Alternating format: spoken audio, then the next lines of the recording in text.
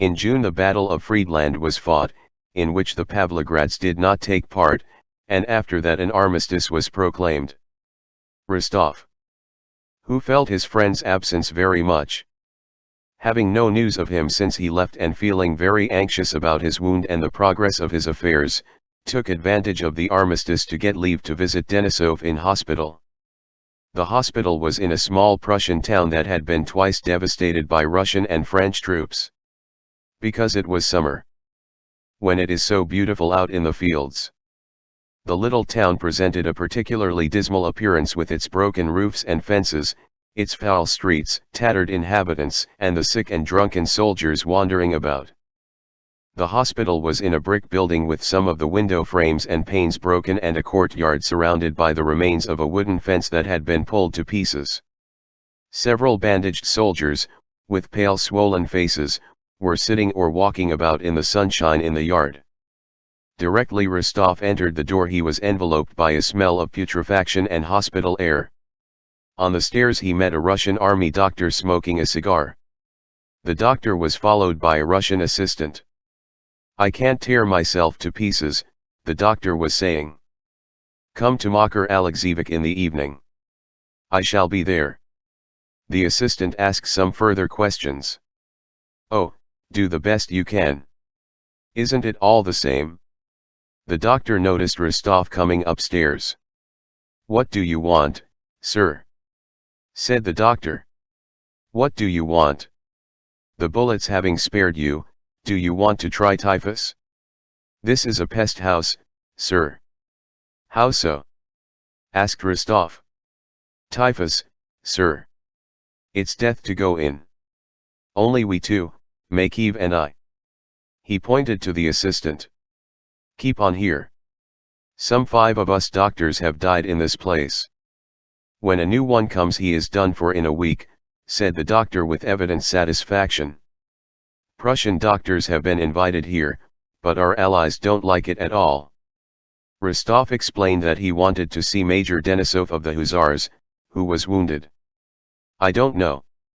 I can't tell you, sir. Only think.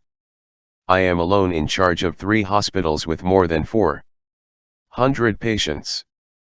It's well that the charitable Prussian ladies send us 2 pounds of coffee and some lint each month or we should be lost." He laughed. 400, sir, and they're always sending me fresh ones." "There are 400? Eh?" he asked, turning to the assistant. The assistant looked fagged out. He was evidently vexed and impatient for the talkative doctor to go. "Major Denisov," Rostov said again.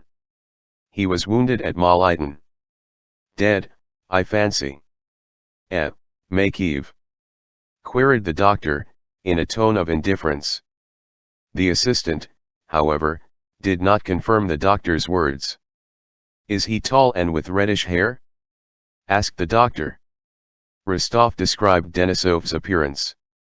"There was one like that," said the doctor, as if pleased. "That one is dead, I fancy. However, I'll look up our list." "We had a list." "Have you got it, Makeev?" "Makar Alexeyevich has the list," answered the assistant. "But if you'll step into the officers' wards you'll see for yourself," he added, turning to Rostov. "Ah, you'd better not go, sir," said the doctor, "or you may have to stay here yourself." But Rostov bowed himself away from the doctor and asked the assistant to show him the way.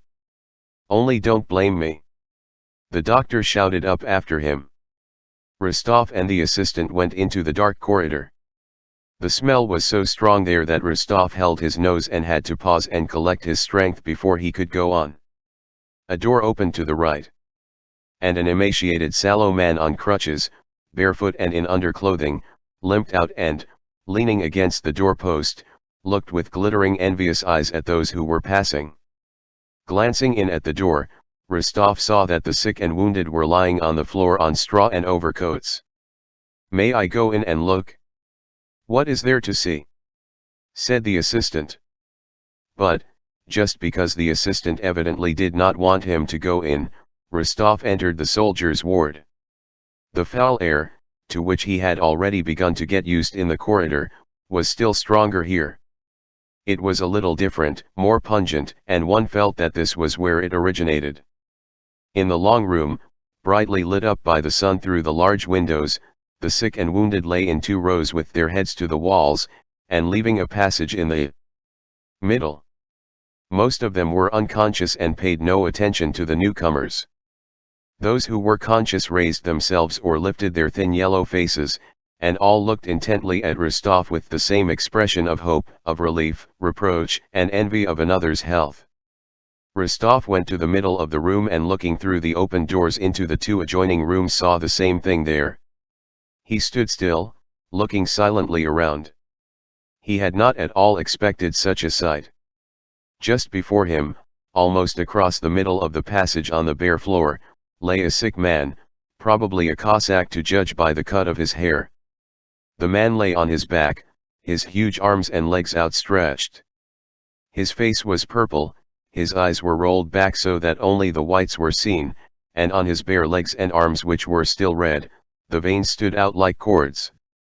He was knocking the back of his head against the floor, hoarsely uttering some word which he kept repeating. Rostov listened and made out the word. It was drink, drink, a drink. Rostov glanced round, looking for someone who would put this man back in his place and bring him water. "Who looks after the sick here?" he asked the assistant. Just then a commissariat soldier, a hospital orderly, came in from the next room, marching stiffly, and drew up in front of Rostov. "Good day, Your Honor," he shouted, rolling his eyes at Rostov and evidently mistaking him for one of the hospital authorities. "Get him to his place and give him some water," said Rostov, pointing to the Cossack. "Yes, Your Honor," the soldier replied complacently, and rolling his eyes more than ever he drew himself up still straighter, but did not move. "No, it's impossible to do anything here," thought Rostov, lowering his eyes, and he was going out, but became aware of an intense look fixed on him on his right, and he turned. Close to the corner, on an overcoat, sat an old, unshaven, grey-bearded soldier as thin as a skeleton, with a stern sallow face and eyes intently fixed on Rostov. The man's neighbor on one side whispered something to him, pointing at Rostov, who noticed that the old man wanted to speak to him. He drew nearer and saw that the old man had only one leg bent under him, the other had been amputated above the knee. His neighbor on the other side, who lay motionless some distance from him with his head thrown back, was a young soldier with a snub nose. His pale waxen face was still freckled and his eyes were rolled back. Rostov looked at the young soldier and a cold chill ran down his back. "Why, this one seems," he began, turning to the assistant. "And how we been begging, Your Honor," said the old soldier, his jaw quivering. "He's been dead since morning. After all we're men, not dogs. I'll send someone at once." "He shall be taken away at once," said the assistant hurriedly. "Let us go, Your Honor." "Yes.